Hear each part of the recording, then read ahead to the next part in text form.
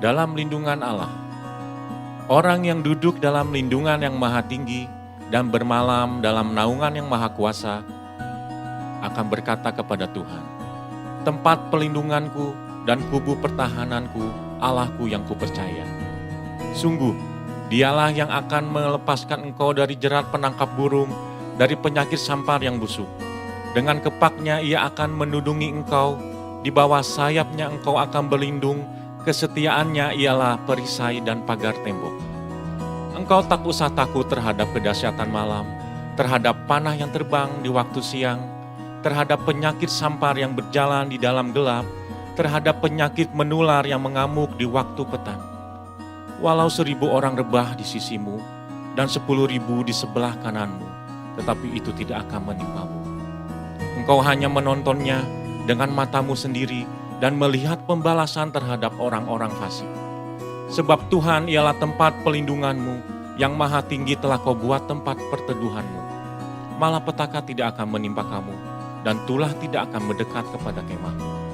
Sebab malaikat-malaikatnya akan diperintahkannya kepadamu untuk menjaga engkau di segala jalanmu.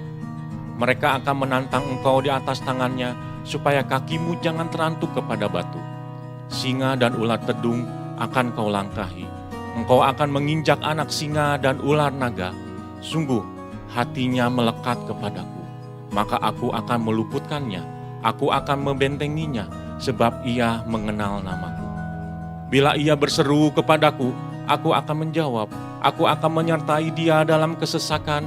Aku akan meluputkannya dan memuliakannya.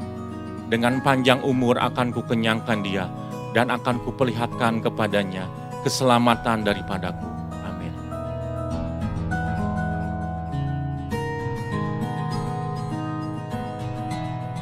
Shalom saudara, pada Voice Adventist hari ini kita akan melanjutkan pembahasan mengenai Gender Identity Challenge dan LGBTQ bagian yang kedua.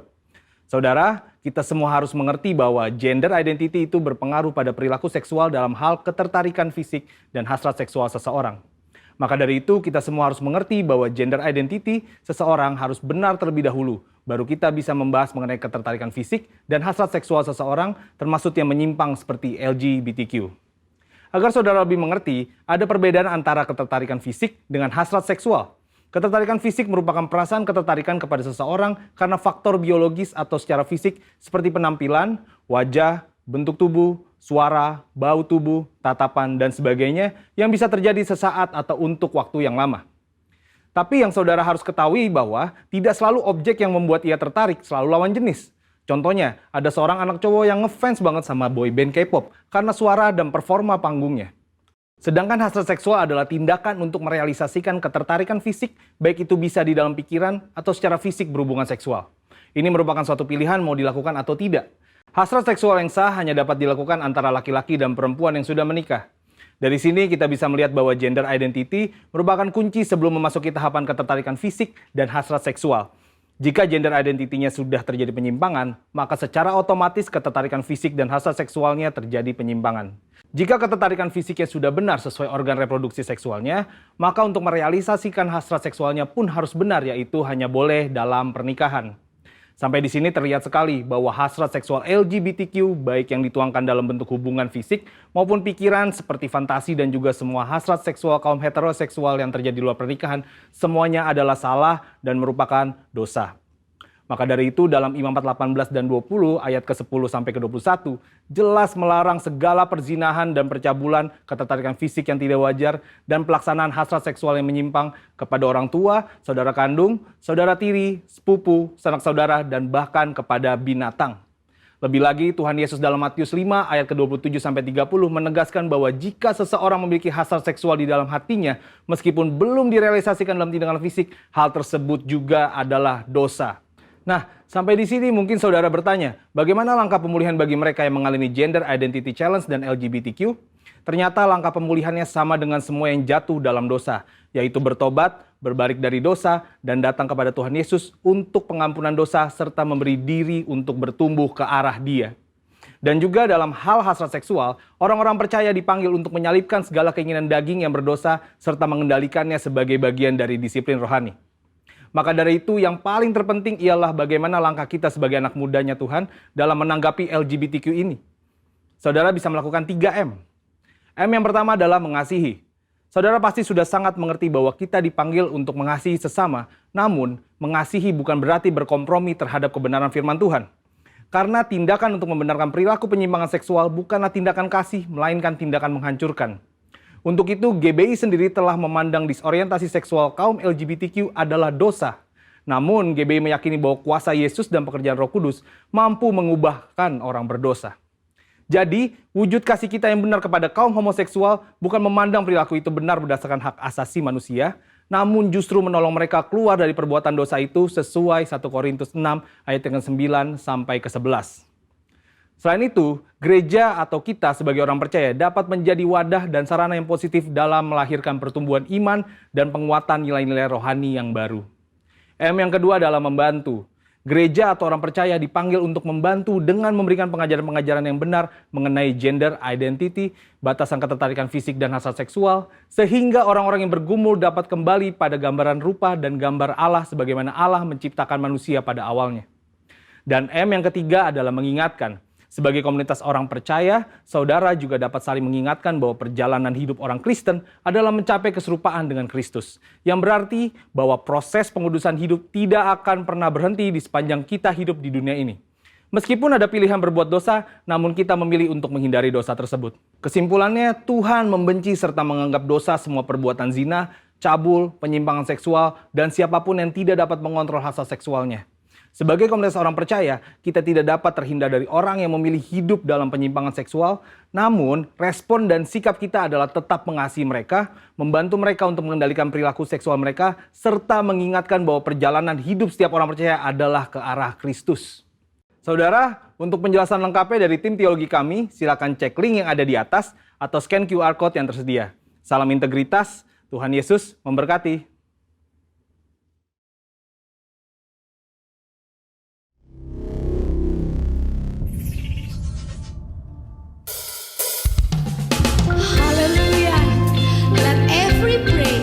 Setiap pujian kita hanya untuk Allah kita yang dahsyat. Amin.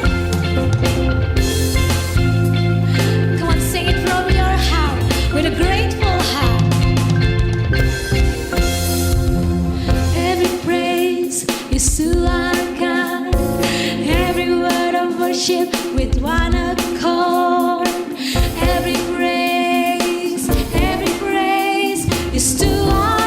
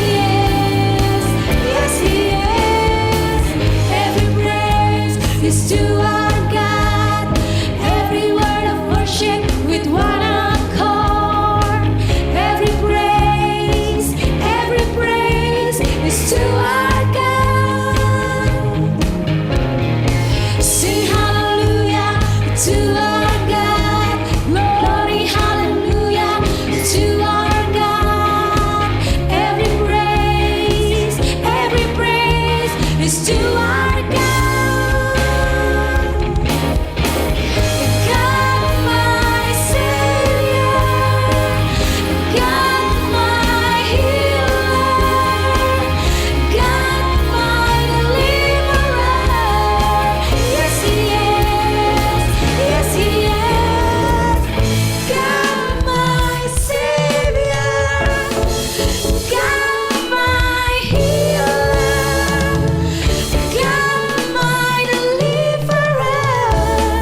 Yes, He is. Yes, He is.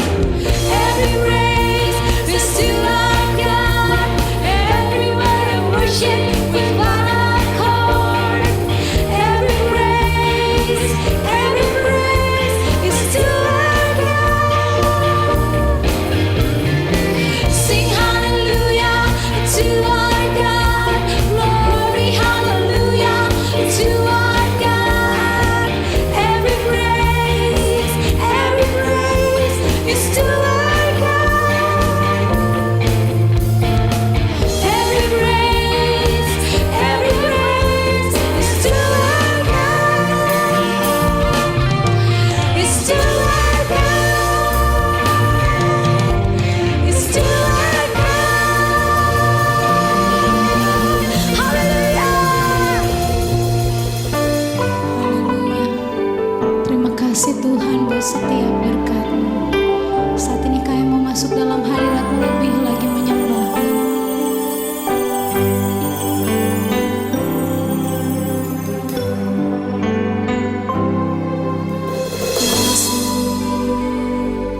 Hadirat-Mu Tuhan, dengan korban pujian, masuk hadirat-Mu Tuhan, berhiaskan kekudusan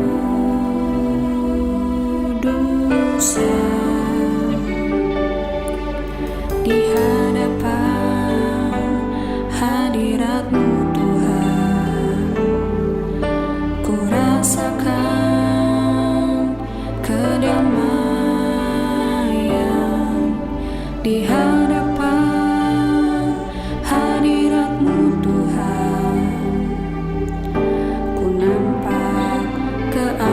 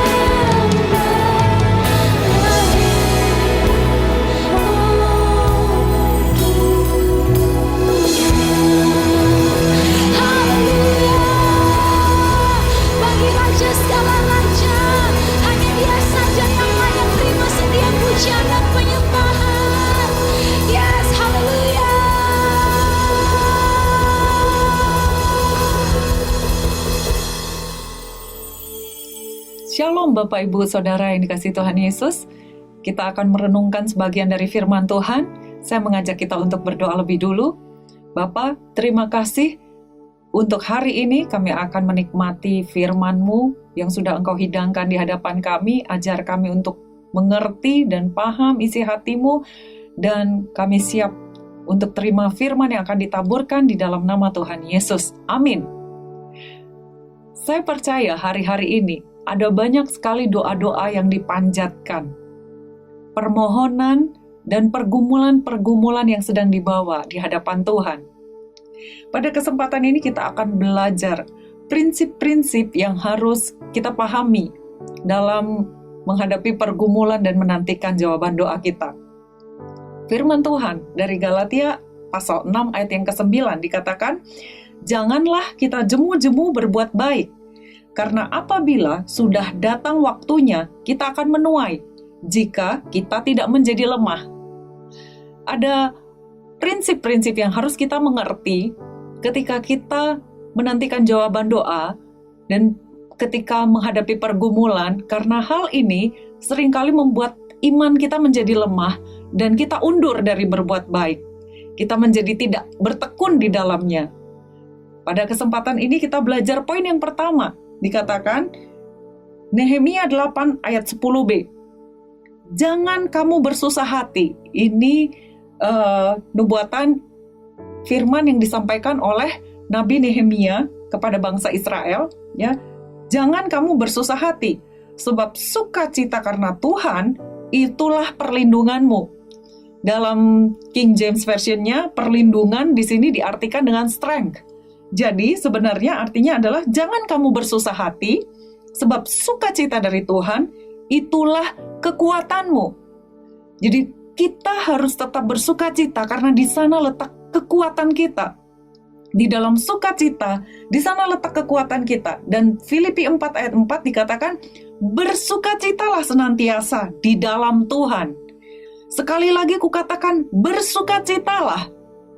Jadi firman Tuhan di kitab Filipi, surat Rasul Paulus kepada jemaat di Filipi, dia katakan senantiasa bersukacita.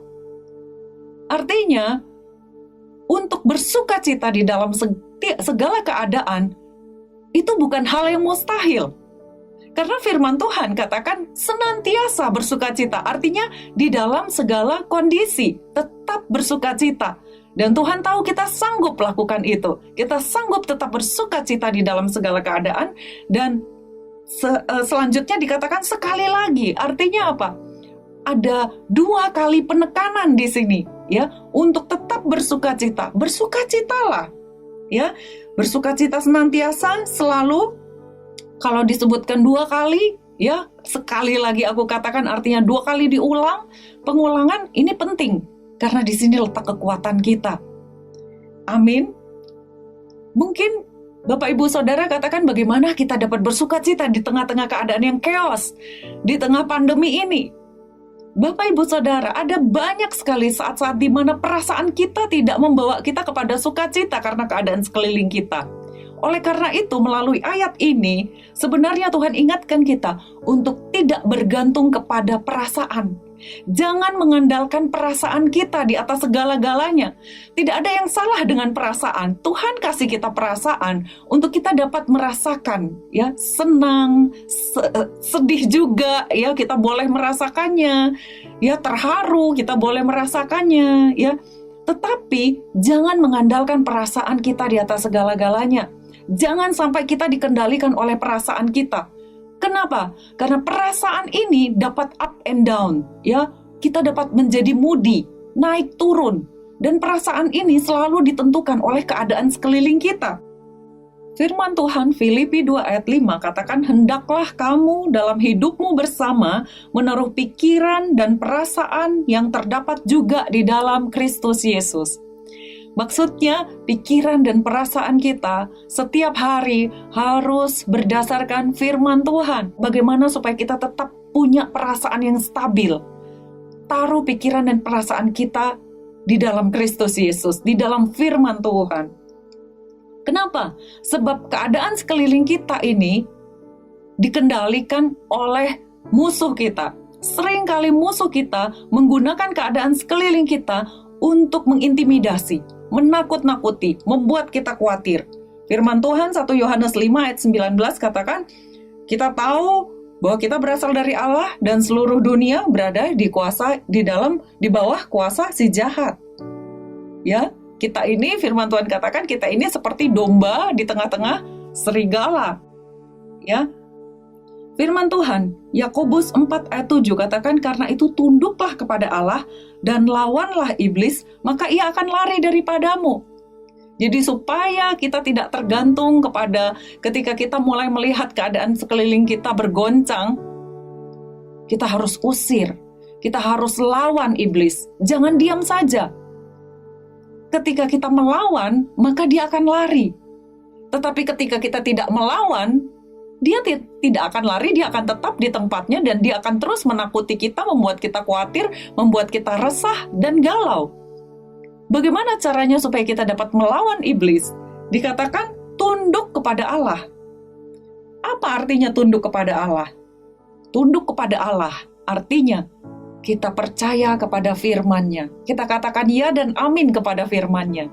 Kalau firman Tuhan katakan bahwa si iblis sudah dikalahkan, kita percaya bahwa semua intimidasi iblis itu tidak dapat menguasai kita, tidak dapat berlaku di dalam hidup kita.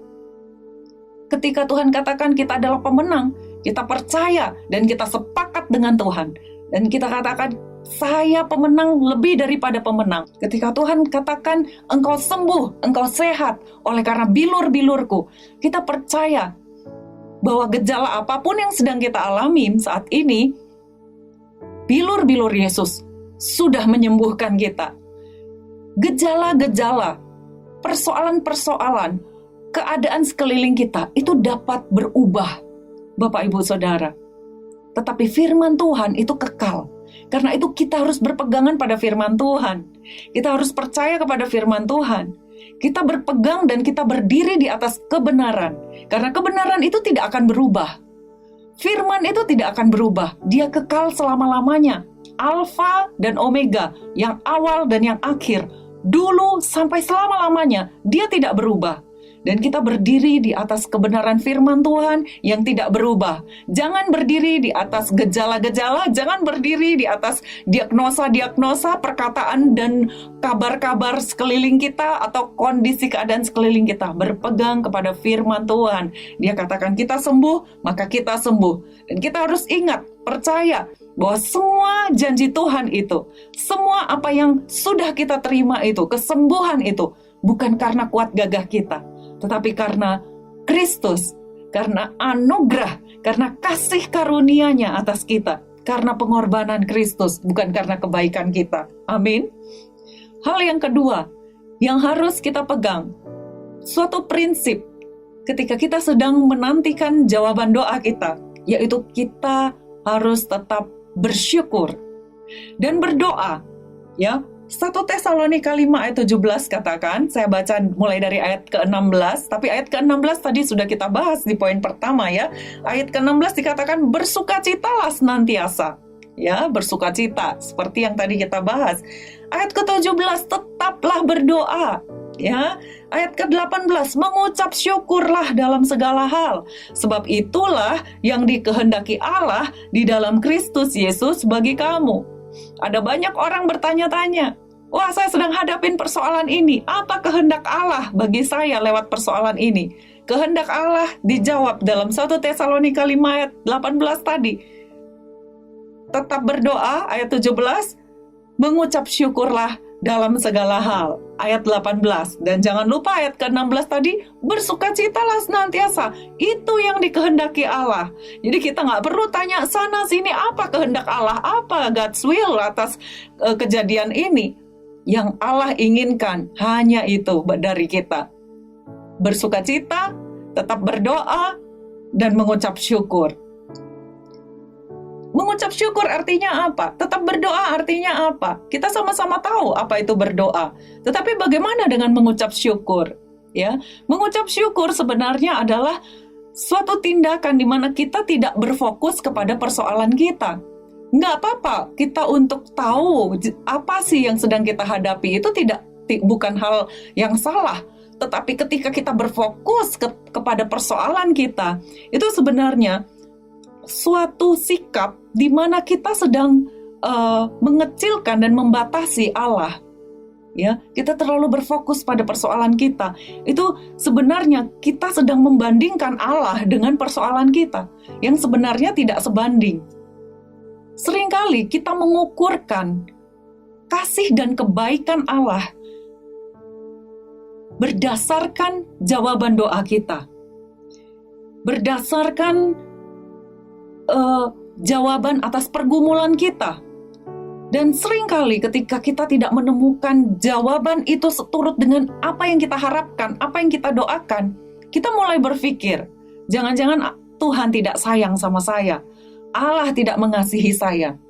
Jangan pernah berpikir seperti itu, Bapak Ibu Saudara. Karena ketika Bapak Ibu Saudara berpikir mengukurkan Tuhan dengan jawaban doa Bapak Ibu Saudara, itu artinya Bapak Ibu Saudara sedang membandingkan Tuhan dengan persoalan Bapak Ibu Saudara. Dan hal itu sebenarnya tidak sebanding. Allah itu begitu besar. Sedangkan persoalan kita itu adalah persoalan-persoalan yang dapat kita tanggung sebenarnya. Nanti kita lihat di poin ketiga. Dan itu bukan apple to apple yang bisa dibandingkan. Ya, Allah itu kekal. Dia tidak berubah. Kasihnya tetap. Tetapi persoalan kita itu tidak tetap dan dapat berubah. Jadi tidak sebanding, ya. Jangan pernah membandingkan kebaikan Allah dengan jawaban dari persoalan kita. Dan jangan biarkan apa yang kita tidak mengerti, ya, mungkin keadaan kita saat ini kita tidak mengerti kenapa sampai terjadi seperti ini, menghancurkan apa yang Anda sudah mengerti tentang firman Tuhan. Ya, jangan biarkan itu terjadi. Jangan biarkan apa keadaan saat ini yang menjadi pertanyaan bagi Bapak Ibu Saudara, menghancurkan pengalaman-pengalaman Bapak Ibu Saudara dan firman yang sudah diwahyukan kepada kita semuanya, ya, yang sudah Tuhan sampaikan, singkapkan kepada kita. Kita lepaskan begitu saja hanya karena keadaan sekeliling kita, hanya karena kita bertanya-tanya mengapa, dan mengapa. Suatu hari kita pasti akan bertemu jawabannya. Ya, di dalam pergaulan kita dengan Tuhan, relationship with God, Tuhan akan singkapkan apa maksud dari semua itu. Ya, mungkin Bapak Ibu Saudara sedang mengalami kesakitan dan belum mengalami gejala kesembuhan. Jangan berfokus pada gejala. Ya, jangan ukurkan kebaikan Tuhan berdasarkan gejala. Dan mungkin ada yang negatif, positif mengenai hal COVID saat ini. Jangan pernah berpikir, oh dia negatif, saya positif, Tuhan sayang dia, Tuhan tidak sayang saya. Tidak, itu tidak sebanding. Ingat kembali kebaikan-kebaikan Tuhan yang pernah Tuhan berikan kepada kita, nyatakan kepada kita, ingat kasih-Nya yang pernah kita alamin. Karena untuk membandingkan Tuhan, kebaikan Tuhan dan kasih sayang Tuhan dengan keadaan kita itu sangat berbahaya. Ada saatnya ketika kita melihat bahwa jawabannya tidak sesuai dengan doa-doa kita, kita menjadi kecewa dan kita mundur dan lemah imannya. Tapi ada saatnya ketika jawaban-jawaban itu seturut dengan apa yang kita doakan, kita cita-citakan, kita harapkan, kita menjadi bangga diri, kita menjadi proud, ya. Kita merasa bahwa karena kita berdoalah, karena kita melakukan kebaikanlah, makanya Tuhan berkenan, makanya Tuhan jawab doa kita, makanya Tuhan lebih sayang sama kita. Perbandingan-perbandingan seperti itu yang sebenarnya sangat tidak sebanding, itu akan membahayakan bagi hubungan kita dengan Allah kita. Relationship dengan Tuhan akan sangat terganggu, ya. Dan kita akan menjadi melupakan anugerah dan kasih karunia dan pengorbanan Kristus yang sudah disediakan bagi kita. Kita berpikir bahwa itu semua karena kebaikan kita. Amsal 18 ayat 10 katakan, nama Tuhan, ya, adalah menara yang kuat.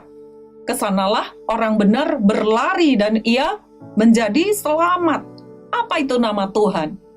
Nama Tuhan adalah Kristus Yesus. Siapa itu Kristus Yesus? Yesus Kristus adalah firman. Yohanes 1 ayat 1. Ya. Sejak awal dia adalah firman. Ya, dari sejak semula dia adalah firman. Nah, karena itu nama Tuhan adalah menara yang kuat. Firman Tuhan itu menara yang kuat. Yesus Kristus itu dan anugerahnya itulah menara yang kuat bagi kita. Berlarilah ke sana dan kita menjadi selamat. Berlari kepada kasih-Nya, berlari kepada kebaikannya, berlari kepada anugerahnya, dan bukan kepada perbuatan baik kita, dan kita menjadi selamat. Pegang teguh firman-Nya, pegang teguh kebaikannya. Itulah solid rock bagi kita, tempat kita berpijak. Jadi ketika kita sedang mempertanyakan kebaikan Tuhan dan cinta Tuhan, kasih Tuhan kepada kita hanya berdasarkan karena persoalan kita tidak lagi berdiri di atas solid rock. Kita tidak lagi berdiri di atas batu karang kita. Kita mulai ragu. Kenapa? Karena iman percaya kita hanya didasarkan di atas kasih dan anugerah Tuhan Yesus Kristus, tidak di atas yang lain. Karena itu iblis, musuh-musuh kita, selalu membuat perkara-perkara, persoalan-persoalan yang akhirnya mempertanyakan kita akan kasih Kristus. Dia mengintimidasi kita, sehingga kita merasa kita tidak dicintai, kita tidak dikasihi, anugerah Tuhan tidak berlaku dalam hidup kita. Dan itu menggoncangkan kita. Dan itu membuat pijakan kita mulai goyah. Jangan pernah pertanyakan akan kasih dan anugerah yang Allah sudah sediakan bagi kita. Itu tidak berubah. Pegang teguh terus pada anugerah Kristus yang sudah tersedia bagi kita. Jangan pernah pertanyakan kasih-Nya, karena Dia sudah memberikan yang terbaik yang ada di sorga, yaitu Yesus bagi kita. Tidak mungkin Dia tidak menyediakan hal-hal yang baik yang lain, karena yang terbaik saja Dia sudah sediakan bagi kita. Amin. Hal yang ketiga, prinsip yang kita sama-sama harus mengerti ketika kita di dalam penantian kita akan jawaban doa dan janji-janji Tuhan atas kita. 1 Korintus 10 ayat 13 dikatakan, pencobaan-pencobaan yang kamu alami ialah pencobaan-pencobaan biasa yang tidak melebihi kekuatan manusia. Sebab Allah setia dan karena itu Ia tidak akan membiarkan kamu dicobai melampaui kekuatanmu.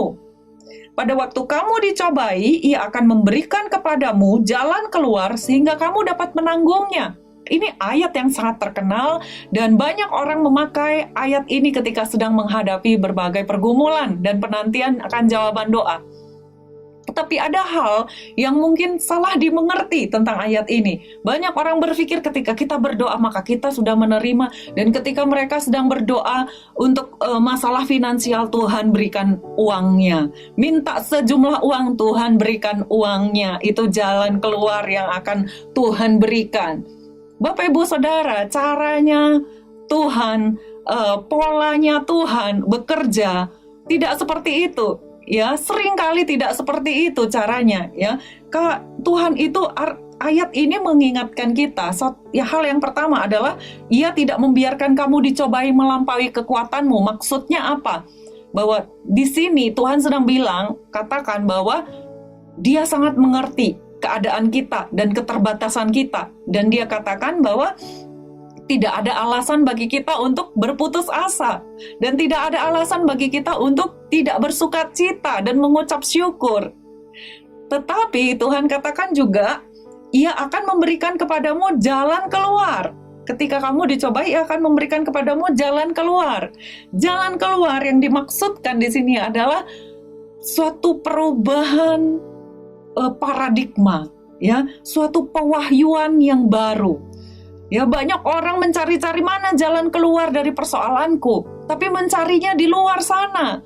Ya, padahal Tuhan memberikan melalui firman-Nya. Ketika kita baca firman-Nya, ketika kita renungkan, ketika kita buka hati kita minta pewahyuan dari Roh Kudus akan firman-Nya, di sana biasanya Tuhan berikan ide-ide kreatif. Ya, di sana Tuhan berikan paradigma-paradigma yang baru, sudut pandang yang baru tentang persoalan kita, sehingga kita dapat tahu bagaimana solusi yang harus kita ambil untuk menghadapi persoalan itu. Ya, ketika kita ada di dalam firman-Nya, tiba-tiba Tuhan transformasikan kita lewat firman itu. Akal budi kita diubahkan, cara pandang kita, cara pikir kita, dan kita beroleh solusi, jalan keluar dari persoalan kita. Jadi cara-cara Tuhan seperti itu. Hal yang keempat yang kita harus miliki, prinsip dalam menantikan jawaban doa kita adalah miliki paradigma yang benar tentang hidup. Maksudnya apa? Ya, seringkali ketika kita menjalani kehidupan kita, kita merasa bahwa segala-galanya adalah hidup ini. Hal yang terpenting adalah kehidupan kita di dunia ini. Kita berpikir bahwa semuanya harus kita nikmati, semuanya harus kita capai, semua tujuan, target kita harus tercapai. Itulah wujud dari kesuksesan kita, keberhasilan kita hidup di dunia ini. Kita sering lupa bahwa hidup kita di dunia ini maksimal paling mentok itu 120 tahun, ya, 120 tahun. Itu pun mungkin nggak banyak orang mau hidup sampai usia segitu karena sudah sangat mungkin lemah tubuhnya secara fisik, ya. Tetapi kehidupan kita setelah di dunia ini jauh lebih lama daripada kehidupan kita di dunia. Kita akan hidup kekal selama-lamanya. Dan itu yang seringkali orang keliru. Mereka melakukan apa saja untuk dapat diterima oleh komunitasnya di dunia ini. Melakukan hal-hal yang mungkin bertentangan dengan firman Tuhan demi untuk dapat diterima oleh komunitasnya, oleh orang-orang sekelilingnya. Padahal itu tidak sesuai dengan firman. Mengorbankan semua itu, tujuannya adalah supaya semua dia peroleh, segala pencapaian boleh dia dapatkan selama dia hidup di dunia ini. Padahal yang lebih penting daripada hidup di dunia ini yang hanya 120 tahun adalah hidup kekekalan nanti. Kita sama-sama tahu firman Tuhan katakan Roma 10 ayat 9-10. Kita percaya dalam hati, kita dibenarkan, kita mengaku dengan mulut, kita diselamatkan. Jadi ketika kita percaya kepada Tuhan Yesus, kita sudah menjadi orang-orang yang beroleh selamat. Itu pasti firman Tuhan, ya dan amin. Tidak pernah berubah. Firman Tuhan dalam surat Rasul Paulus di 2 Timotius 2 ayat 10-12 dikatakan, karena itu aku sabar menanggung semuanya itu bagi orang-orang pilihan Allah. Ini perkataan Rasul Paulus kepada Timotius, supaya mereka juga mendapatkan keselamatan. Ya, itu keselamatan yang pertama di dalam Kristus Yesus dengan kemuliaan yang kekal. Jadi, selain daripada keselamatan ketika kita terima Tuhan Yesus sebagai juru selamat kita dan percaya kepada Dia, kita beroleh keselamatan, tetapi bukan hanya keselamatan, tetapi juga kemuliaan yang kekal. Nah, kalau kita terima Tuhan Yesus saat itu juga kita beroleh selamat, bagaimana caranya beroleh kemuliaan yang kekal ini yang disebutkan oleh Rasul Paulus? Ayat 11 katakan, benarlah perkataan ini, jika kita mati dengan Dia, kita pun akan hidup dengan Dia. Maksud dari ayat ini adalah ketika kita mengalami kelahiran yang baru, ya, manusia lama kita mati bersama dengan Kristus, kita beroleh keselamatan itu. Tetapi di ayat 12 dikatakan jika kita bertekun, ya, ini sesuatu yang baru, sesuatu yang lain lagi, bertekun. Tetapi jika kita bertekun, kita pun akan ikut memerintah dengan Dia. Ini suatu reward, ya. Ketika kita lahir baru, kita akan menerima keselamatan. Tetapi ketika kita bertekun, ayat 12, kita akan ikut memerintah dengan Dia. Inilah upah kita, inilah yang disebut dengan kemuliaan, inilah yang disebut dengan reward. Yang di ayat 10 tadi dikatakan kemuliaan yang kekal. Upah kita dari bertekun. Dikatakan apa? Memerintah bersama dengan Dia. Karena itu, Bapak Ibu Saudara, kita harus tetap bertekun di dalam segala keadaan. Dalam penantian kita akan jawaban doa kita. Dalam pergumulan-pergumulan kita, setelah kita ngalamin kelahiran baru, tetaplah bertekun. Bertekun di dalam firman-Nya, bertekun di dalam iman percaya kita akan Dia dan janji-janjinya, supaya kita ikut memerintah bersama dengan Dia di dalam kekekalan. Bicara tentang memerintah, ini bicara tentang kerajaan. Ada banyak sekali pengajaran Yesus tentang kerajaan Allah. Di dalam Perjanjian Baru, bahasa Yunani, kerajaan itu dikatakan basileia, yang artinya adalah ikut memerintah. Jadi, mewarisi kerajaan bukan mengacu pada keberadaan kita di dalam kerajaan itu, tetapi mewarisi kerajaan artinya yang sebenarnya adalah terlibat dan turut di dalam pemerintahan kerajaan itu.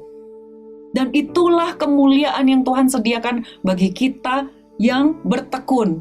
Seperti tadi di Galatia katakan, setia berbuat baik dan tidak mengalami lemah imannya. Karena itu Bapak Ibu Saudara, setelah kita pelajari, kita sama-sama bahas ada 4 poin prinsip-prinsip yang harus kita mengerti ketika kita sedang menantikan jawaban doa menghadapi pergumulan persoalan kita. Yang pertama tadi, tetap bersukacita. Yang kedua, tetap mengucap syukur dan tetap berdoa. Yang ketiga, renungkan firman Tuhan, ya, belajar beroleh pewahyuan dari firman Tuhan, ditransformasi oleh firman Tuhan, sehingga kita beroleh pewahyuan yang baru, kita beroleh ide-ide kreatif, kita beroleh jalan keluar dari persoalan kita. Kita ditransformasi oleh firman Tuhan, akal budi kita ditransformasi. Yang keempat, miliki paradigma yang benar tentang kehidupan.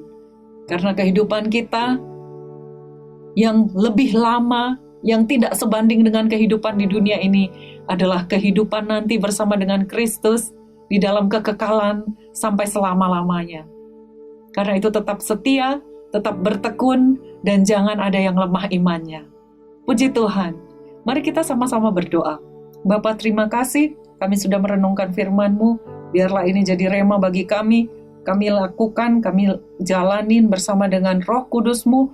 Tuntun kami sepanjang perjalanan hidup kami, supaya kami tetap setia dan bertekun di dalam Engkau. Di dalam nama Tuhan Yesus, setiap kita yang siap menerima kemuliaan dari Allah dan memerintah dan menerima reward dari Tuhan, sama-sama katakan amin. Sebab sungguh Dia adalah Tuhan yang sungguh baik, sangat baik dalam kehidupan kita. Sebab itu saat ini saudara, mari dengan sukacita di hatimu, dengan syukur di hatimu, nyanyikan pujian dan masuk gerbangnya dengan penuh ucapan syukur.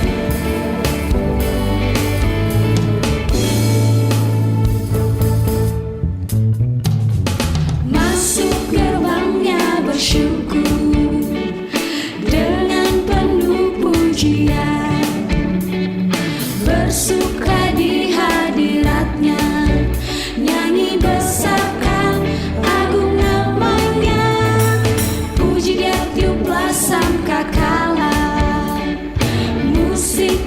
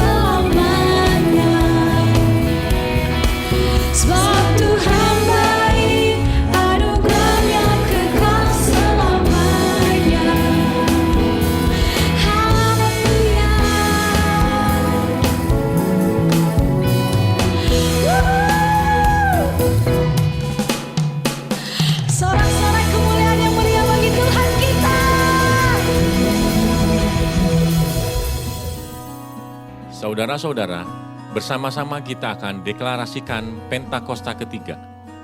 1. Pentakosta ketiga adalah pencurahan Roh Kudus yang dahsyat di zaman now melebihi yang terjadi di Azusa Street. 2. Pentakosta ketiga akan mengakibatkan penuaian jiwa yang terbesar dan yang terakhir sebelum Tuhan Yesus datang kembali. 3. Pentakosta ketiga akan membangkitkan generasi Yeremia, yaitu anak muda yang dipenuhi Roh Kudus, cinta mati-matian kepada Tuhan Yesus, tidak kompromi terhadap dosa, dan akan bergerak untuk memenangkan jiwa. 4. Pentakosta ketiga lahir di Indonesia dan bergerak ke bangsa-bangsa. Gerakan ini dari timur ke barat dan akan kembali ke Yerusalem.